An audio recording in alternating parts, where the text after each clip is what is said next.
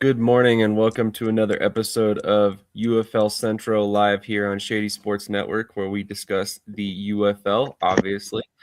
So if you're a big UFL fan like the four of us here on screen right now, definitely recommend that you check the show out every Sunday morning at 8 a.m. Eastern Time or thereabouts.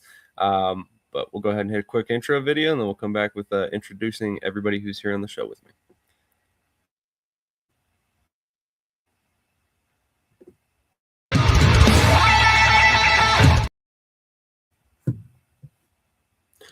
All right.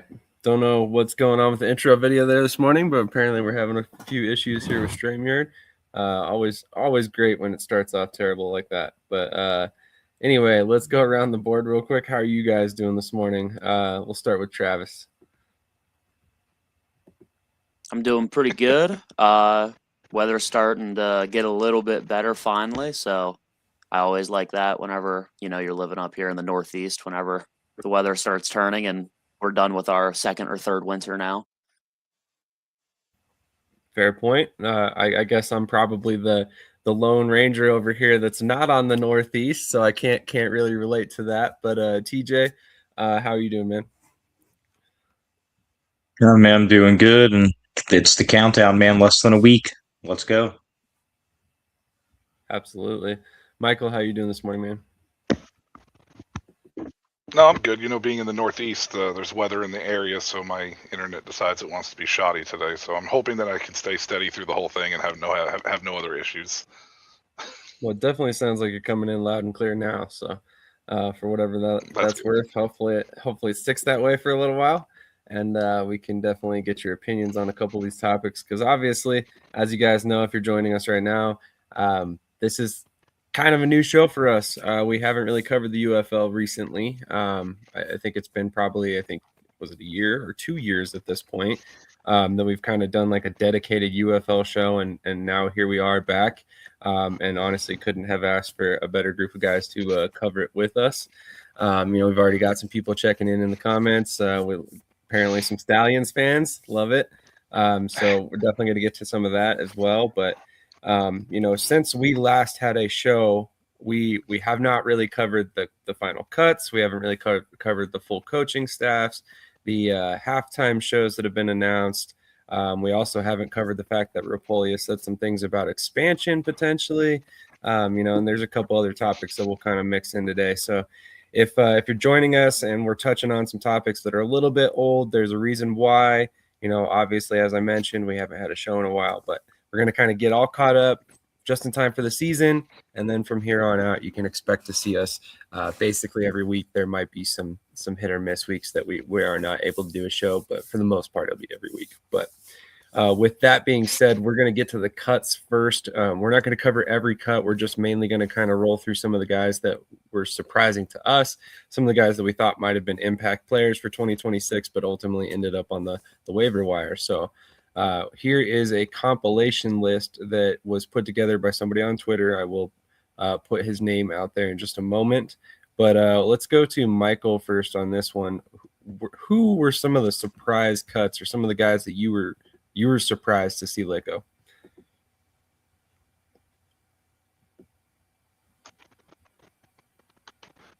I mean, primarily the basic ones are, you're the ones that you really honestly are expecting. I heard Cam Eccles-Looper had a really good, camp with Birmingham. He was, a receiver that we've seen in the CFL with a lot of success. I was a little bit surprised, but that Birmingham wide receiving crew it's pretty stacked across the board. So it was going to be tough for him to crack that. Your Columbus Aviators, I know that you kind of adopted them as your team, but Juwan Bushell-Betty, he has NFL experience. He started NFL games. He was a very solid offensive tackle for St. Louis for years.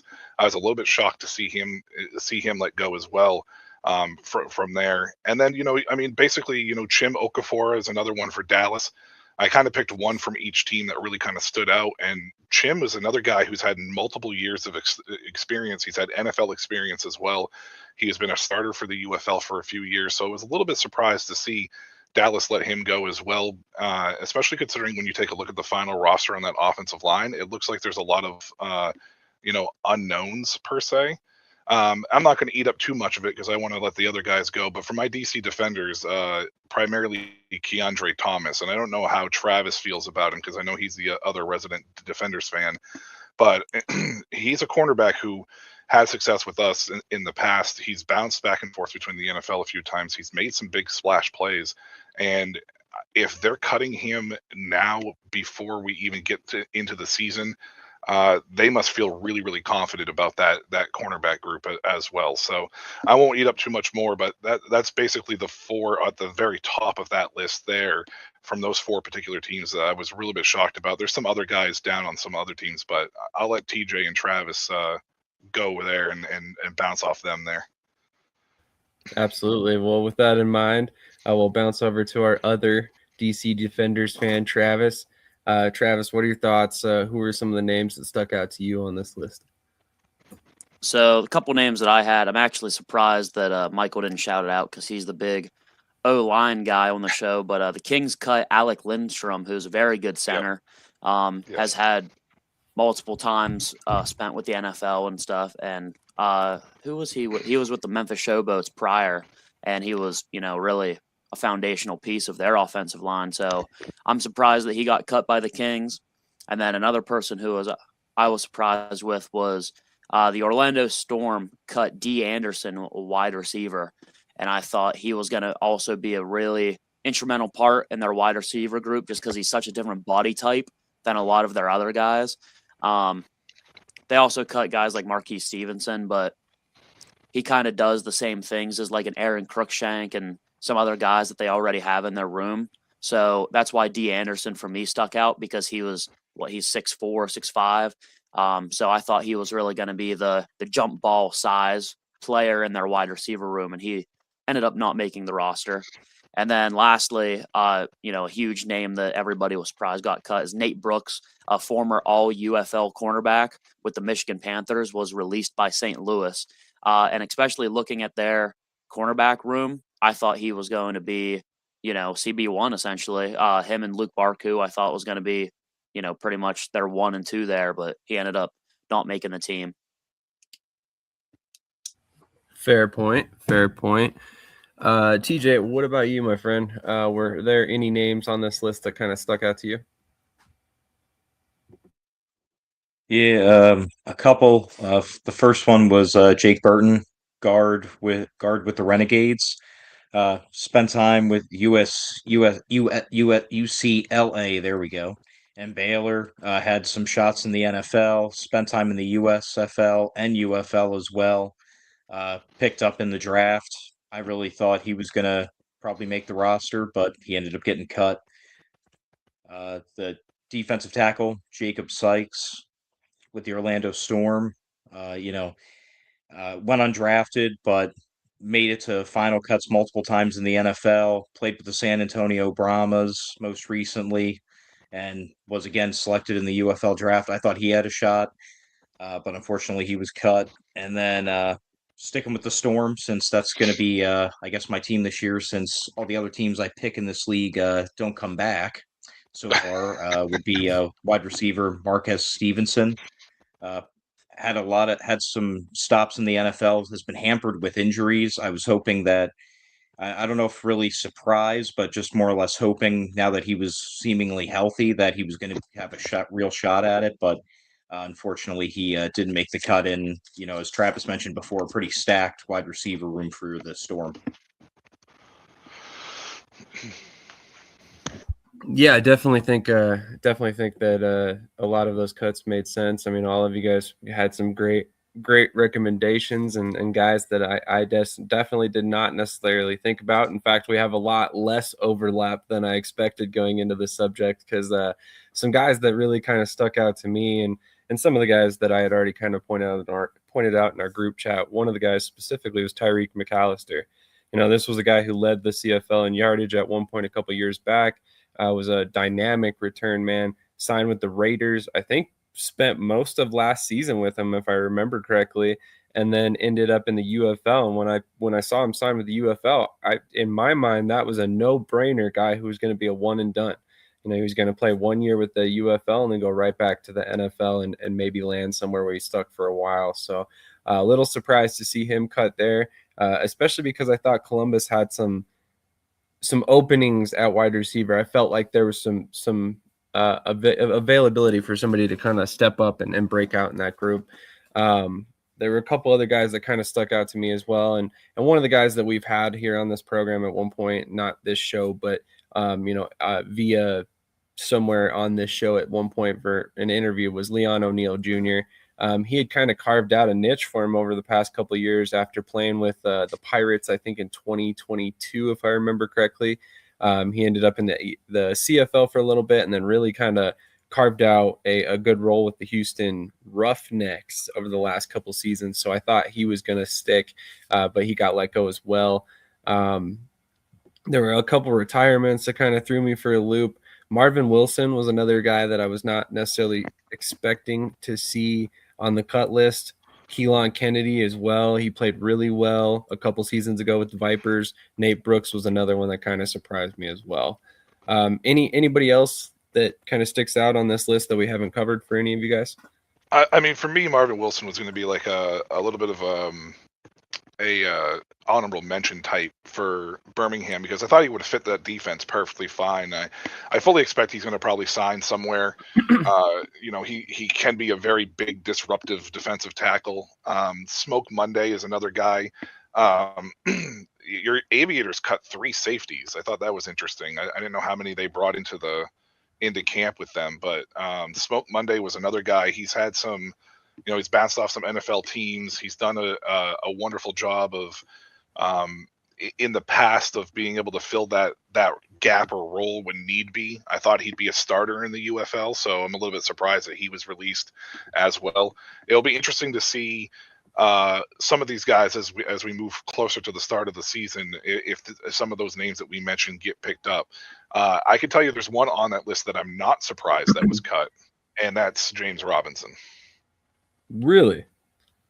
Yeah, and I'll tell you why. He came into camp out of shape. I almost feel like it was one of those situations where he was like, "Oh, fuck it, I'll give it a shot." And instead of actually dedicating himself to it, I think it was just like he was trying to rest on what he had done in the past.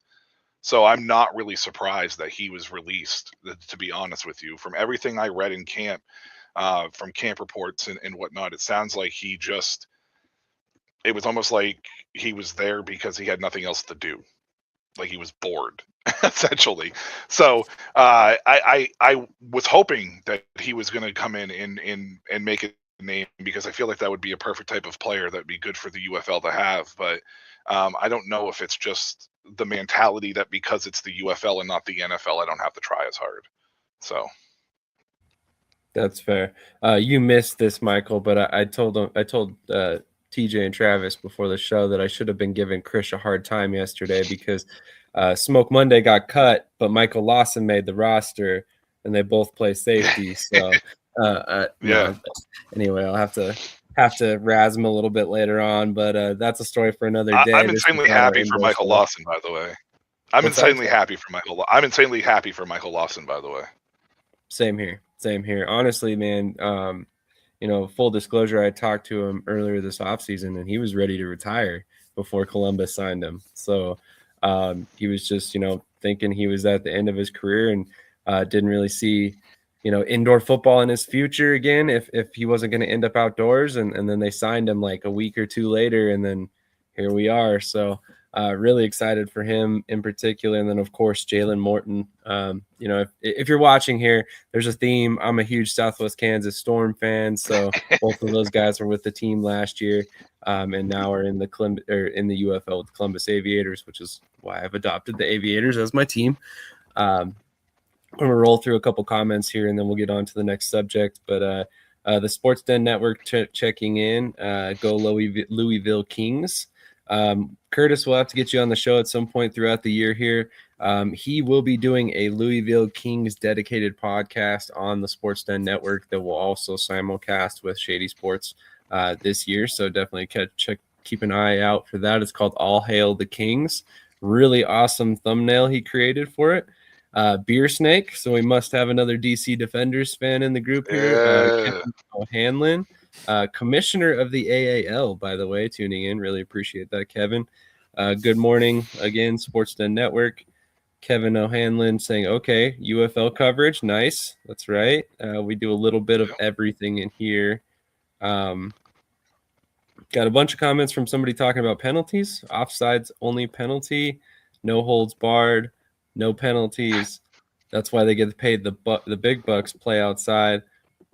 I don't know if that's ever going to happen, but that would be an interesting brand of football. Dude in the South that rains half the summer. I want domes here. Okay. Domes are junkyard some worthless. talks about some domes. NFL needs to play all games outside and before 5 p.m. stadium time. All right. Stallions over everybody. And rest in peace, Dennis. Dennis, rest in peace, my man. Yeah, rest in peace, Dennis. I'm not sure who Dennis is, but rest in peace. But it's sad that he has to rest in peace. So there you go. Exactly. All right, so we're gonna move on to the next subject. But before we do, we'll take a quick commercial break, and then we'll be right back.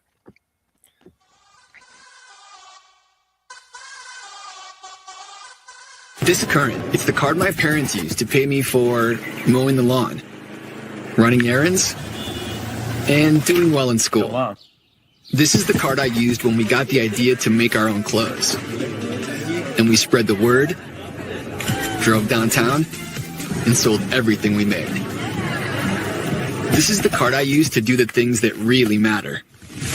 This is Current. Visit current.com and download the app for free today. How many times a week? Like three, four times maybe. I gotta pump those numbers up. Those are rookie numbers in this racket. The mountains you climb. Maybe stairs. The records you set. Maybe personal. The fans you inspire. Maybe family. No lights, no camera, just action. You don't have to be a pro. You just need HoneyStinger. All right, obligatory sponsor mentions out of the way. Here is the next big topic that I really wanted to cover because hot damn, did the UFL hit it out of the park with some of these halftime shows. I personally think that they literally couldn't have picked better artists for some of these markets. I mean, are you kidding me? Nelly and the St. Lunatics in St. Louis, that's just genius. But anyway, I wanted to go around the horn here and kind of get you guys' thoughts. I know we're all similarly aged, so I'm pretty sure all of us know who all of these artists are, and that Ludacris is missing from this list. He will be playing in Houston, just so everybody's aware. But let's go to Travis first on this one. What are your thoughts overall on this list? I'm not going to speak to who the individual guys are that they got, but I think as a whole, it's a very good promotional piece for them to be, getting these big name people and announcing it, before the games even start, just to try to get, boost that market, especially for the, their stadium openers and stuff. So I think it's a great thing that the league's doing, and, hopefully that they continue to do something in this vein. Maybe this will only be a kind of stadium opener thing that they do every year where they get these big name people. But, all in all, I think it's a very good promotional thing. And like you said, they picked some great people for the markets that they're in. Agreed. Let's go to TJ next. TJ, what are your thoughts on this list? And of course, Ludacris and Houston. Well, I don't like that genre of music, so I'm not going to watch it. I'm going to complain about it on social media. No, I'm just kidding. I mean, the fact that I'm more of a rock metalhead and I still recognize basically all these names shows how much they hit it out of the park. I mean, when you don't even listen to the genre, but I recognize those names. Ludacris, obviously, huge name from, when we were growing up. So I think the UFL did a great job. I think, all the things that they're doing, with, Rapoli being involved, they're hitting it out of the park. And for the opening games, I mean, you don't want them to go to the games for the halftime show. You want them to go for the game itself. But that is now some serious added motivation for fans to get in the stands now to be able to see these performers at halftime too. So I like it. It's a really great move by the UFL. Definitely stock rising, in my opinion. Agreed. Michael, this was one of the topics that you kind of brought up in our group chat. What are your thoughts on these performing artists? Yeah, I'm the opposite of TJ. Like I recognize almost all these names. I don't know who Ty Myers and Russell Dickerson are though, but I did a little bit of a search on them. They're perfect for the area. It makes total sense why they're going to be there. And and the great thing about this is what TJ just said is like when you're there for the game, that's great. But when you have a league like this, and the NFL has been kind of like the staple of this, it becomes an entertainment kind of league as well. And the UFL needs to find entertaining ways to keep people invested in the games. And this is like an opportunity and chance, especially like if you're around this age and you do recognize who everybody is, especially like Ludacris and Nelly. They were huge at one point in time. Wale is really, really well. He's very heavily invested in the DC area. He's actually done a lot for his community in DC. He's basically like a very centralized local celebrity that everybody happens to know who he is. And it's really awesome that they were able to get him. But the biggest thing is now is, like TJ said, it's a motivating factor to go to this game because now you get a little mini concert from people that you may never have been able to afford to see, right? It's going to be affordable. So you get to go there and for the home opener, you get to catch these guys, perform. And, if you're a fan of any one particular person in that sense, like DC, we probably expect close to a sellout every week anyways. Wale is just going to go ahead and just, make sure that actually happens in their home opener. So I'm sure that Nelly will do that in St. Louis as well. And I'm sure that, Ludacris will help with Houston, which we both know has probably struggled the most on the attendance side. So I think it's smart. I think it was really smart. And I think, Rapole did a very good job of making sure that he got people that were recognized, like TJ said, who's more of a rock head. He still knew who everybody was, even though he didn't listen to that genre.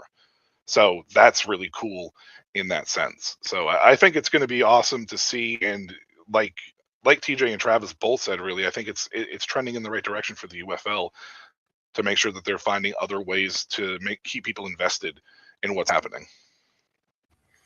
I 100% agree. And this, not only does it follow the vein of what they're trying to do in the regionally basing, like a lot of the roster building and stuff like that. Because, if you look at it, Gucci Mane's from Alabama. Wale, like you mentioned, is huge in the DC area. Ty Myers, he's from Texas. Russell Dickerson, I believe, is from Tennessee, so he's a little ways from Kentucky, but still kind of in that area. Nelly literally has a group called the St. Lunatics, because he's from St. Louis or grew up in St. Louis. And then Ludacris is not from the Houston area, but his music is very popular in the South of, the United States. So it makes a lot of sense. So I think they knocked it out of the park with a lot of these artists. I'm not going to sit here and say I'm a huge Gavin DeGraw fan or even that I knew who Ty Myers or Russell Dickerson were before this. But I did grow up in a household where my brother and, one of our hosts here on Shady Sports Network listened to hip hop a lot. And Wale, Nelly, Gucci Mane, Ludacris, all of those guys were very common in our household for many, many years. So it was kind of cool to see not only the names that they were coming up with, but the fact that they were regionally tied. So just another way that I think the league has done a really good job of trying to involve the communities in these games and get the support for the teams that we all know has kind of been lacking over the past couple seasons. So the last or another topic that we wanted to discuss today was the fact that Rapole has mentioned that by 2030, he anticipates adding 4 more teams. So essentially, we're in the 2026 season. Obviously, they're not going to be adding any more teams this season. So over the next 4 seasons, we should, more or less get another 4 teams, whether that's 1 a season or 4 teams in 4 years. It remains to be seen. So there isn't really a lot to unpack on this one. This one I kind of just wanted to get your guys' ideas, thoughts on markets they should target. Maybe are there some teams that have been in the USFL or the XFL in the past that you would like to see back? Stuff like that. So if you don't have a ton of thoughts on that, no big deal. We don't have to go terribly deep into this one, just given the context of the situation. But let's go to Michael first on this one. Well, this is an interesting one because I think that when you take a look at the demographics of where this league is and how they are, it's kind of very, Midwestern and Southern based. So I would like to see them eventually expand, to the West again. Seattle obviously was really, really popular. It's probably going to be all four of us would agree that Seattle should probably have a team.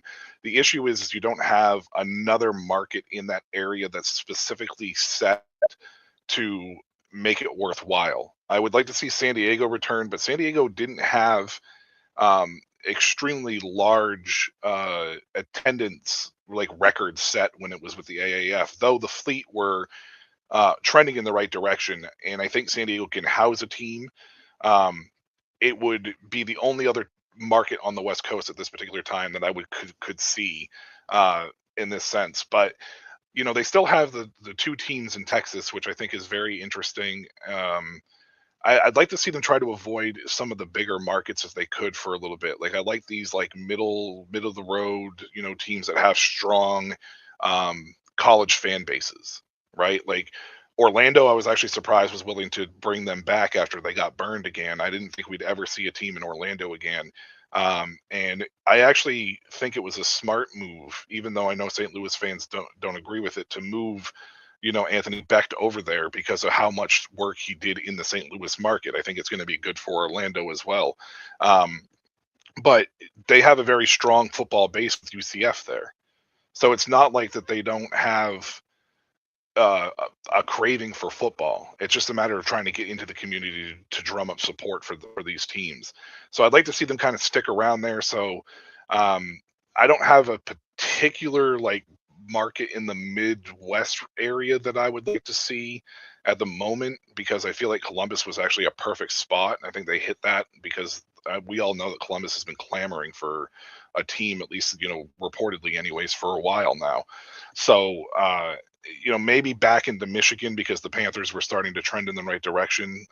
Maybe get out of Detroit though, find another, Eastern Michigan, maybe, was it Ypsilanti Stadium or that area.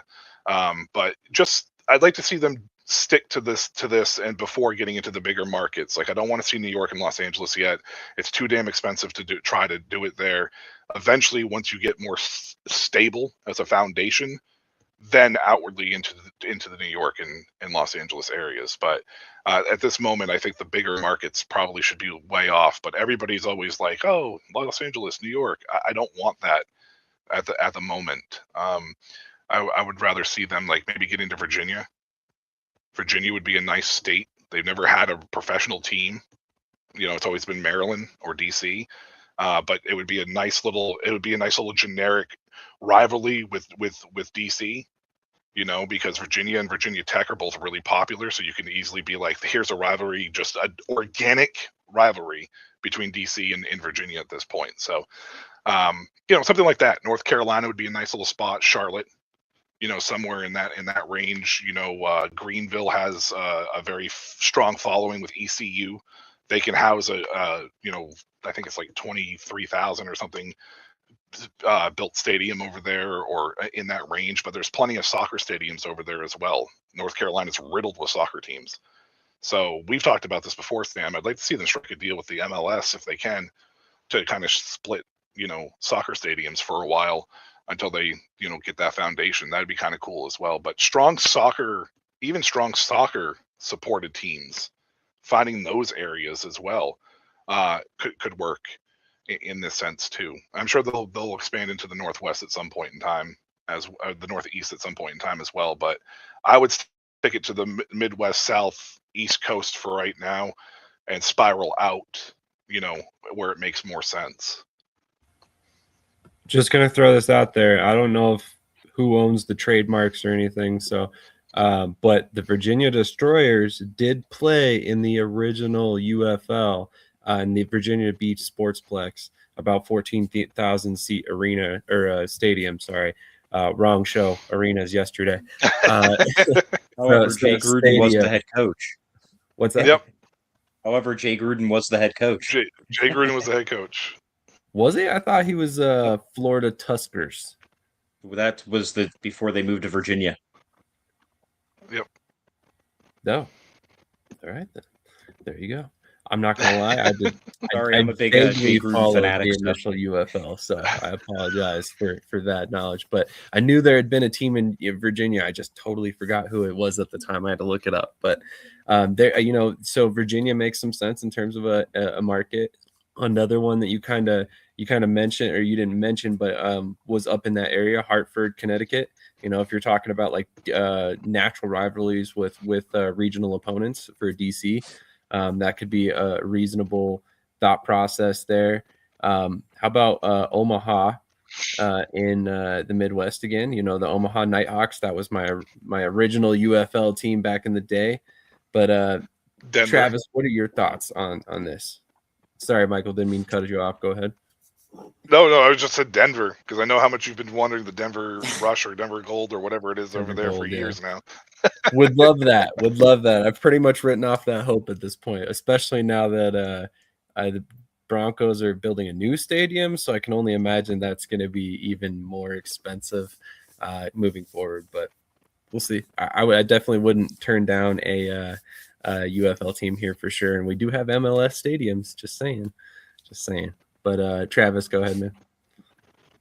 Yeah, to go along on what Michael said a little bit, I think all of us would want a team in Seattle again because I think that's a really great market for them. But if you're going to move a team out there, you kind of have to have a buddy out there. You can't just have the lone wolf out all the way on the other end.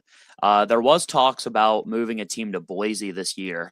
If you remember a couple months back before we officially got the cities, there was talks of potentially going to Boise. And I think that would be a great market. Like Michael said, amazing college atmosphere there. And if you need more of that, Mountain West, East Coast identity, I think Seattle and Boise would be two great teams to add out there. And then selfishly, I would love Pittsburgh just because Pittsburgh's a little bit closer to me than DC. If there was a Pittsburgh team, that'd probably put me at a little bit of a conflict because, like Michael said, that would be a natural rivalry, and that would kind of put me in a conflict of not knowing who to root for anymore. But Pittsburgh does make sense because, of course, a couple years ago we had the Pittsburgh Maulers with the USFL, and we do have some soccer stadiums in Pittsburgh, like the Pittsburgh Riverhounds, I believe, or the River Dogs, something like that. So there is some soccer stadiums, and there is some other football stadiums that's right outside of the city. So it's not like they have to play in Acusure or anything.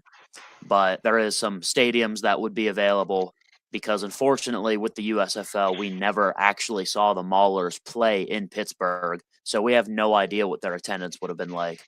And then we also heard talks this offseason about maybe Oklahoma City. And I think that would be another really interesting market. Still staying in that, southern Midwestern territory, but we're getting out of Texas, which is, I don't think we need another team in Texas. And that would also automatically be another rivalry because we know the rivalries between the Texas area and the Oklahoma area. So that would just be another, southern Midwestern team and another market that doesn't have a NFL team right now, but has a really strong college base. No, I think anywhere in Oklahoma would probably be a good idea. As you mentioned, huge college following, but also if you look at other alternative football teams, the Tulsa Oilers have some killer attendance and have since day one. So, I mean, if you're looking for markets and comparable, attendance figures, the Tulsa Oilers are getting, 8 to 10,000 fans. That's better than a lot of these UFL teams have gotten over the years. So if you could find a way to get into that market, I think that makes a lot of sense as well. TJ, what about you, man? Any markets that stick out to you or any teams you'd like to see return? Oh man, this put me down kind of like a fantasy football rabbit hole last night thinking about it. It would be great to see them almost bring in a whole Northeast/East division, pretty much. Kind of like we all touched on, like North Carolina, the Maryland area. Canton, Ohio was utilized in the past as a hub. They wanted a team. They thought they were going to get a team, and then when they didn't, so I don't know if that maybe burned them a little bit or not. But I know Canton was really interested at one point. You have Cincinnati, obviously in Cleveland, Columbus in Ohio, Pennsylvania. We used to have two teams here. Now we have none. The Maulers got to a championship, and then we were about to see them in Pittsburgh, and then, oh no, we're going to pull the plug on them. The Philadelphia Stars. I kind of agree with Michael. They tried the New York idea. I don't think they're quite there yet either. I would stay a little bit lower. I would stay lower than New York. Try to stay away from there until you get a little bit better footing. But yeah, I would love to see a Northeast division, and specifically, at least one PA team come back because I miss it. It was nice having a team 45 minutes down the highway. Yeah, I will comment on that. If they were to expand into Philadelphia for any reason, and they were to go into New York, I almost want to see a team in like the Buffalo area or Syracuse. Syracuse is a place that I've been kind of clamoring for years now, because the dome up there is usually rocking even when Syracuse football isn't very good. And I feel like it's a kind of a little bit of an untapped market where people don't even ever think about New York being that spot, right? Nobody's ever going, yeah, like that's the area I want to be in. And I think that you could, where you see Buffalo's success with the Bills, I know that it would be kind of, putting him against the NFL in an NFL market, but I feel like that community and that fan base would still be willing to adopt a second team, considering what they do for the community in that area. I mean, they're one of the only fan bases I've ever seen that will go out and show up to shovel, regardless if they were getting paid or not, just so they could see their Bills play, right? So I think that they would be a market that could handle it as a competition, but as like, oh, the rich get richer, I get to watch more football now, right? That would be kind of my thought process if I was Rapoldi and I was looking at New York. I think I would be looking away from like, the New Jersey area where, both New York teams really truly play. And in that sense, if I was to go into New York, Philadelphia has always been a great spot. I think the Stars were, I think the Stars would have had fairly good attendance if we were able to see it. Pittsburgh may have very well had some good attendance with the Maulers. They actually had a fairly successful team. You two live in Pennsylvania. Is there any other markets in Pennsylvania or any other places in Pennsylvania that you think could house a team on a smaller scale than Philadelphia or Pittsburgh? I've said for years I would absolutely love a state college team. I don't know where they would play, though. They'd probably have to play at like Penn State's soccer stadium is probably what they would have to play, which isn't very big. I don't know how many it would seat, because there's no way that they could play at Beaver Stadium, because that's like 110,000 seat stadium.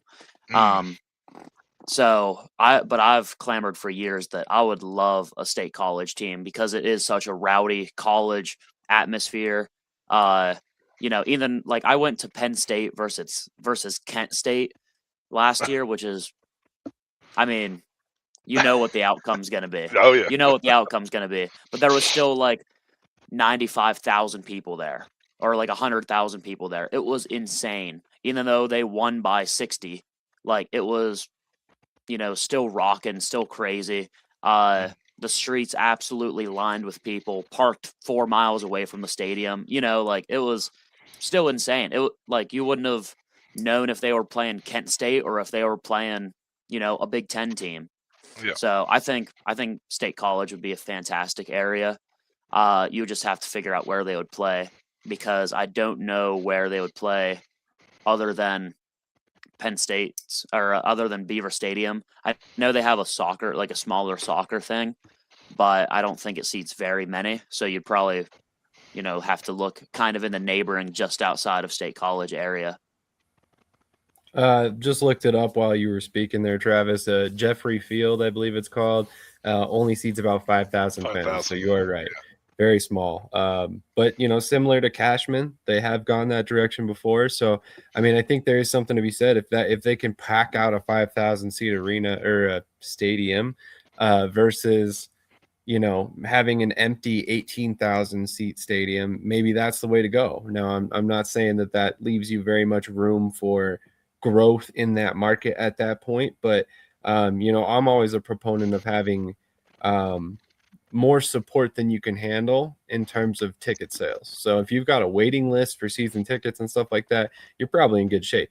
At that point, you can figure out ways to go to other venues that could potentially allow you to grow in the future. But a good problem to have is having not enough seats for the fans that want to come to your games. We've never witnessed that yet for the UFL. So even a 5,000 seat stadium, I think, is not out of the question at this particular point in their growth.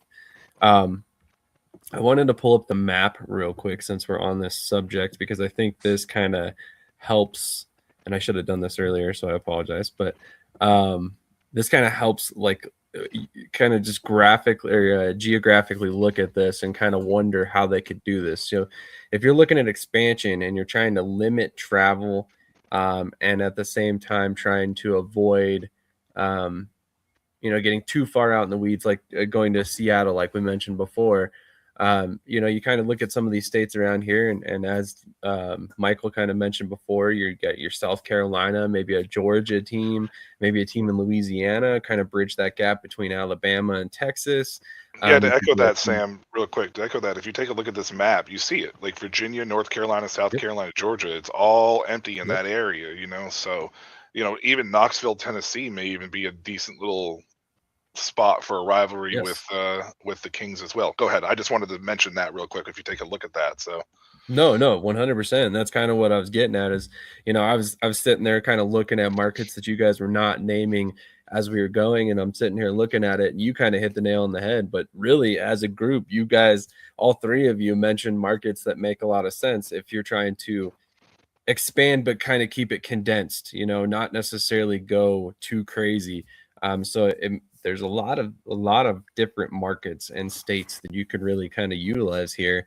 Maybe you go the route of bringing back teams like we mentioned before, whether it's, from the original UFL or the USFL or the XFL, what have you. I mean, there's plenty of markets that you can still tap, with just those leagues as well. So a lot of room for growth here for the league in general, though, which I like to see. And I like to see that they're talking expansion, which, it's been mentioned in the past, but it's kind of been thrown by the wayside over the years while they were trying to focus on stability in general. So kind of glad to see that we're taking that step, hopefully, toward eventual growth, which I think is the way that this league has to grab a foothold with casual fans eventually. I think it's also this is an interesting idea. Do you think they would ever consider like Toronto? Toronto would have to be one of those things where they moved into the Northeast, I think you would have to have another team to kind of bridge that, because if you take a look at that map, and even when we were talking about Boise earlier, the only way that you would be able to, like, if they had moved Birmingham to Boise, which is what the talk supposedly was, that is still almost like a Seattle type move, right? If you take a look at where the map is, where everything else is, Boise's not as far as Seattle, but from the geographic standpoint, it's still a good distance out there. So you would need to try to couple that together. So I think that if you were going to do Toronto, which I honestly think would be fantastic, honestly, you'd have to also try to get a little bit closer to that point, maybe with a team in New York or Pennsylvania, or probably New York in some capacity, to try to bridge that. If you are stable and you have money coming in and you're whatever, I don't think it would be as big of a deal, and Toronto would be a perfect, nice little, spot to be in personally. And to touch on base on what Travis said about Oklahoma City, honestly, what I would like to see personally is I would like to see San Antonio come back and Houston move to Oklahoma City. Wouldn't be a terrible idea. I think Houston is just not, they're not adopting whatever team is there as a second team. Yeah, It just doesn't feel like it. And San Antonio at least had a better attendance than Houston. And yeah, if you really get a good team that can be in the community in San Antonio, I think that you could thrive in San Antonio and compared to Houston. And then you get your Oklahoma City or Tulsa team as well in that sense. And you only have 2 teams in Texas, and you're not running 3 teams in Texas. it's not a bad idea. Not a bad idea at all. Honestly, there's like we said, there's a lot of different markets they could go to. But to your point, I mean, Boise. You look at Boise on the map compared to what they have right now, and that is a long flight. Yeah. So yeah, especially for like Orlando, which I know we're all coming out of Arlington at the end of the day, which definitely makes it a little bit easier to get to Boise. But at the same time, like that would make for some rough travel at points of time.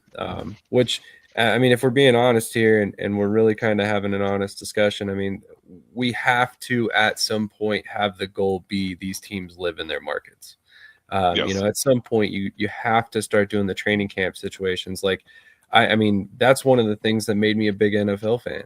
I will never forget being a kid, being at training camp and, getting signatures from the NFL players or, whatever, because we were right there at training camp and they would take time to sign everybody's stuff at training camp. But then if you go to the games, it's totally different. So I think that's a way for these teams to get in market and, again, grab a foothold if they live in their market. So I would personally, if obviously Rapoli's not listening to the show, he definitely doesn't have time to listen to every UFL podcast, but if he's happened to listening to some advice, I would say, get the teams in the individual markets and then worry about expansion, in my personal opinion. And then, expand into the markets like that. Maybe even if you want to expand to a hub and then do like a regional expansion, maybe that makes sense down the road too. But we have got to get teams in markets from start to finish all year long, not the traveling out of a hub thing anymore. Although I get it. Obviously, finances are not unlimited here. Let's take another quick commercial break, and then we'll give you guys our previews and predictions for 3 of next week's games. So the way we're going to do with previews and predictions on this show, given it's Sunday and we're probably splitting the weekend, we will give you guys the shows or the games that will be played before our next show. So Friday and the 2 Saturday games, and then the Sunday game, we will give you our prediction next week when we come back for our next episode. So quick commercial break. We'll be right back with our previews and predictions, and then we'll wrap this bad boy up. So we'll keep it nice and tidy around an hour, and hopefully you guys keep tuned in the whole time. If you haven't done so already, make sure to hit that like button, comment, subscribe, or follow us wherever you're watching, and let us know what you think of the show so far.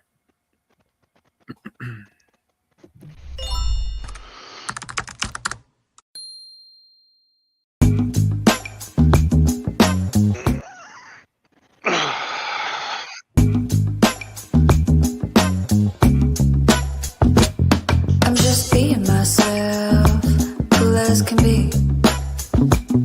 When I'm being myself, you wish you were me. It's so easy. Get out your own way. It's just so easy.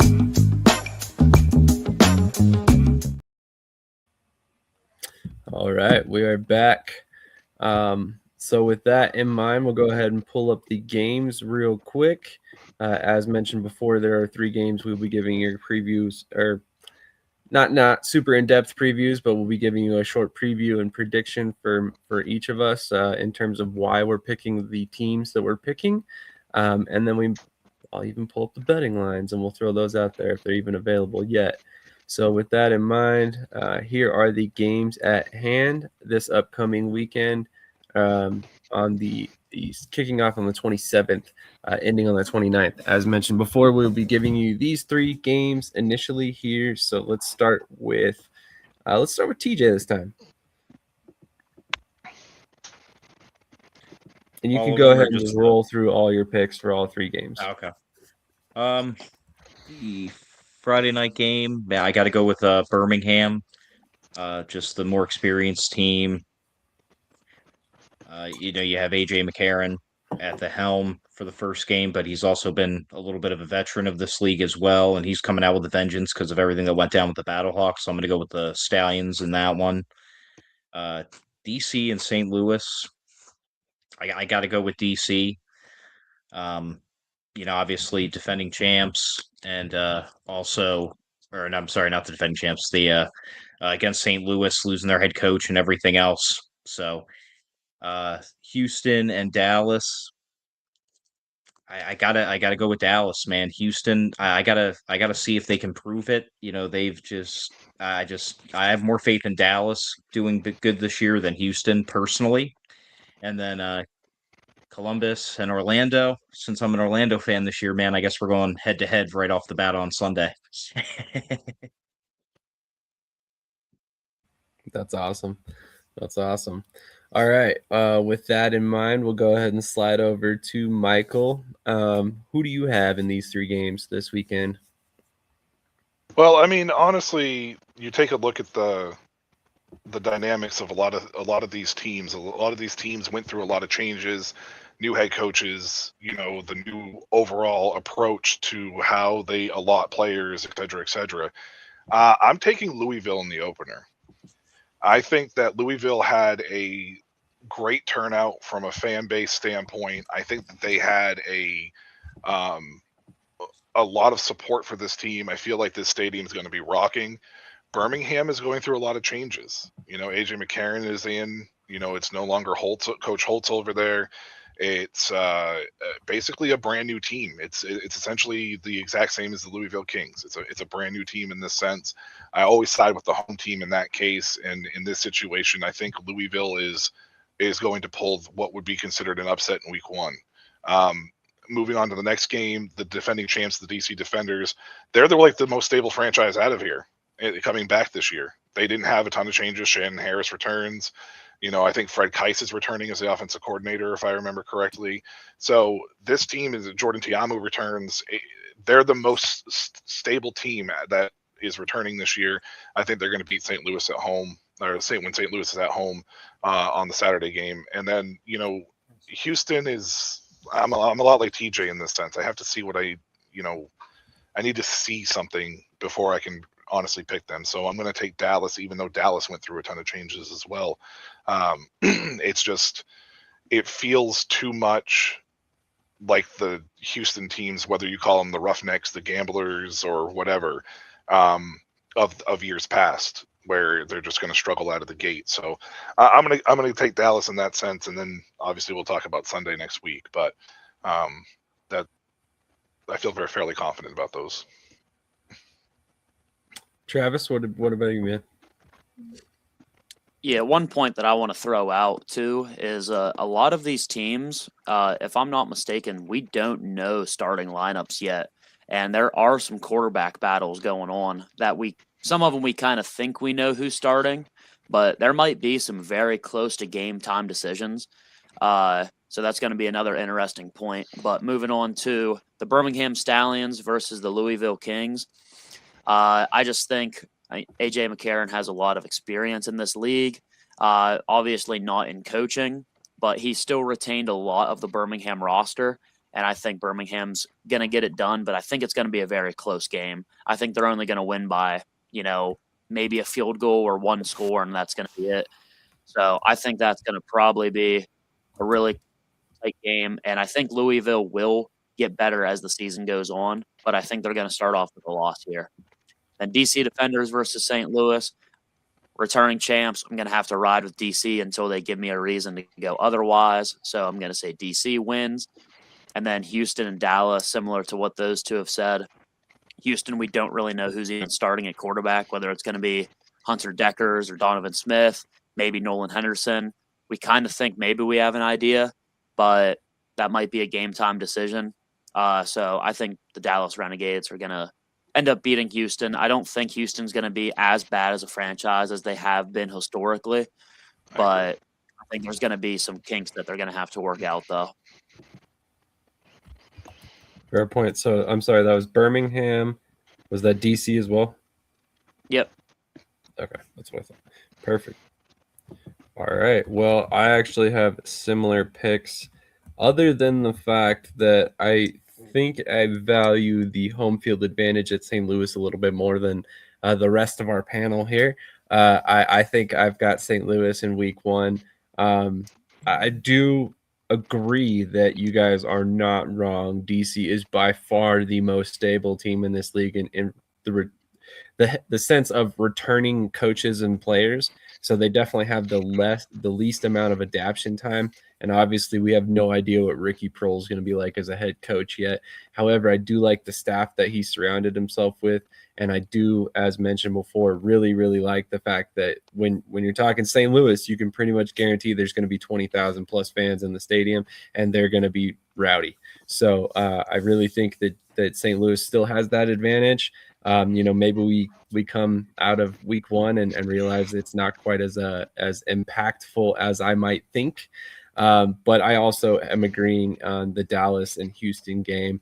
Not only are they the home team in this one, but I also think that, stability wise, they've probably had a little bit less in the terms of changes overall on the roster, that they can find a little bit of stability there and come out hot this season. So I also think, despite the fact that they had a coaching change, to me on the surface, it feels like if you were going to bring in a coach that was similar to Bob Stoops, Rick Neuheisel makes a lot of sense. So I think that he's bringing in a veteran coaching presence who's coached spring football before, and I don't think he's necessarily going to struggle as much as a quote-unquote first-year head coach in the UFL might if he did not have that experience. So I'm with everybody on that one. I think Dallas is going to bring home the win. So that's it's going to be an interesting week of games for sure. I definitely think that much like Travis said, Louisville probably is going to struggle out the gate a little bit, but then they're going to get better as the season goes on. I think St. Louis and DC is going to be a really good game regardless. Wouldn't shock me if DC won that by any stretch. Obviously, as mentioned before, they're a good team.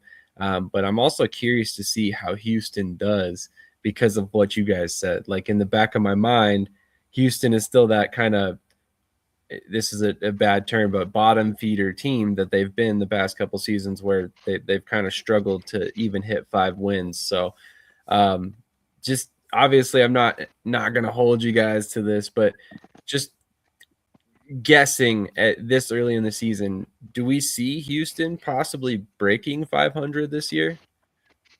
Let's go to TJ first. I have them mentally around 3 to 4 wins.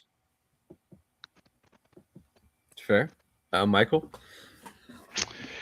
If Hunter Deckers is the starter, I think it gives them their best chance to hit 500, but I don't see they're going to.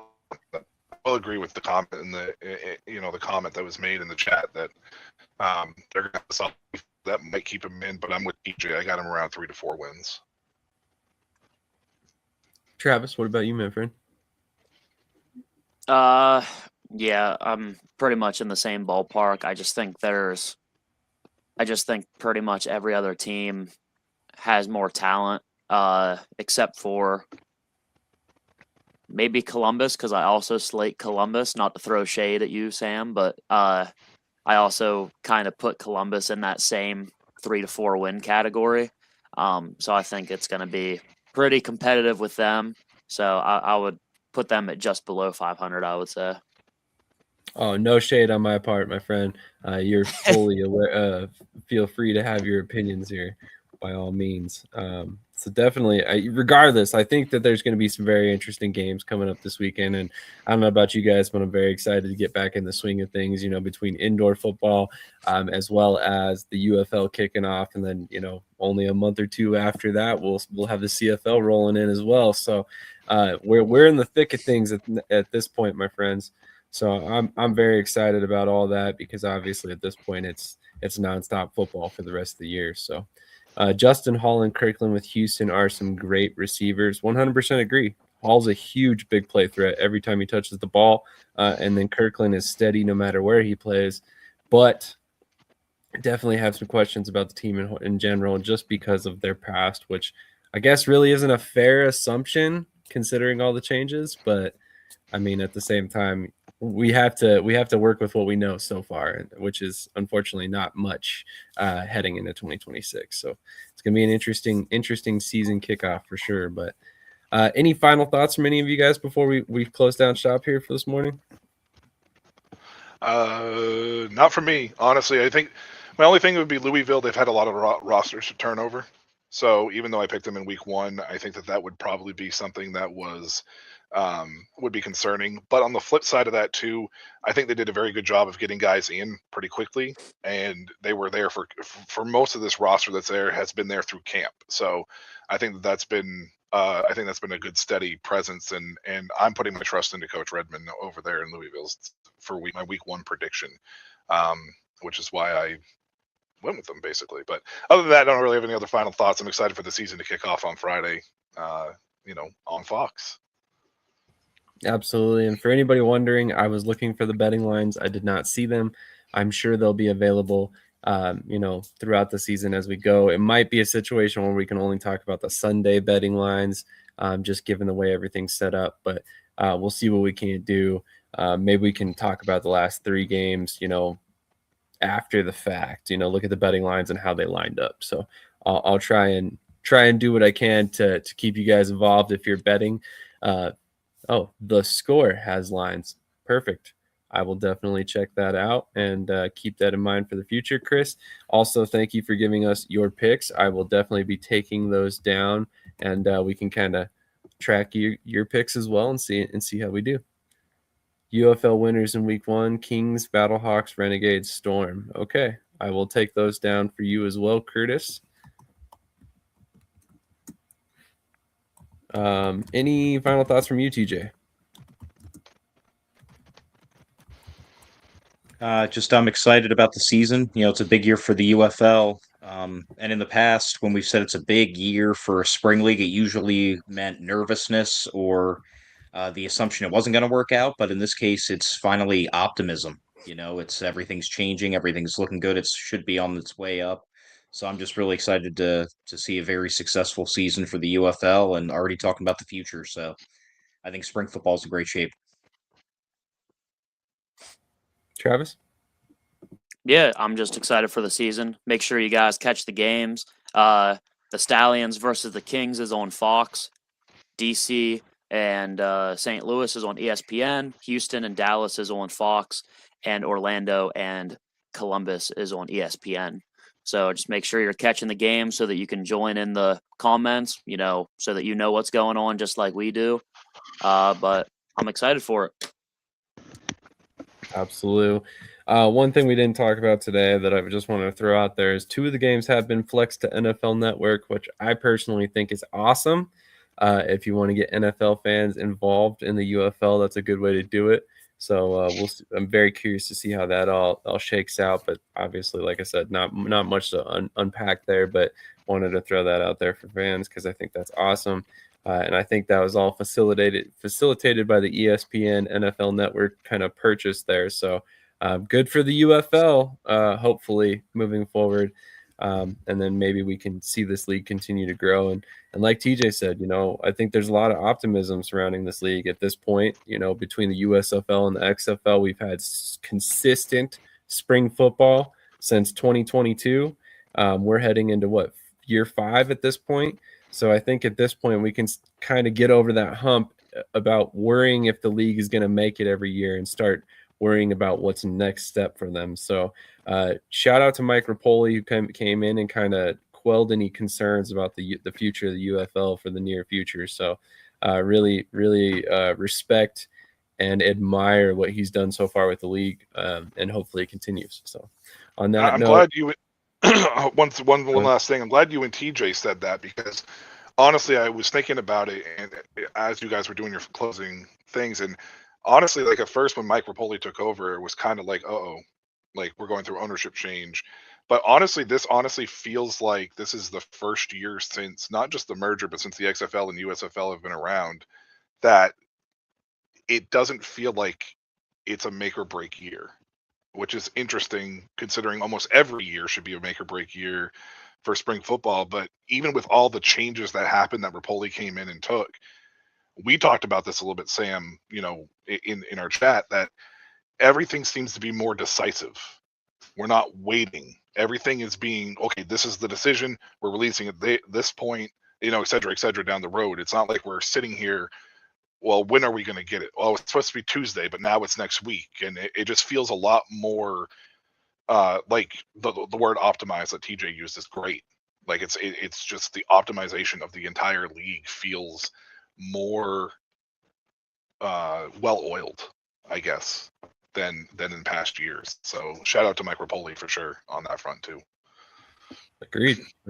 And honestly, I mean, obviously we're here because we're spring football fans. So, I always say, I have a saying that more teams means, good business for media. So let's hope they expand. Let's hope they're here forever. Let's hope that this league continues to provide opportunities and maybe, never grows to be like an NFL rival, but it can be a legitimate NFL alternative that players are really looking to as a destination for their career rather than just an alternative to, their ultimate goal. So I think we're getting there. And I think ultimately the league is positioning themselves to continue growing for the future. So I think we're in good shape for the first time in a long time when it comes to outdoor spring football. So on that note, can't wait to cover this again next week and come back and talk about next week's games, because I'm sure it's going to be a lot more entertaining to have real actual football to talk about. So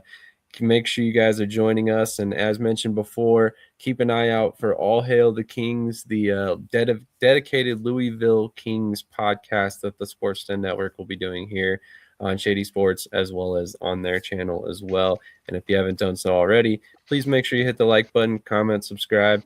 And if you really want to support us, go check out our merchandise on brandingblanks.com. So on that note, we'll catch you guys next Sunday, or if you want to catch some indoor football, next Saturday at 8 a.m. Eastern time. Both of these shows will kick off about that time on the weekend. So whether it's Saturday or Sunday, you can catch us right here at Shady Sports Network live every weekend.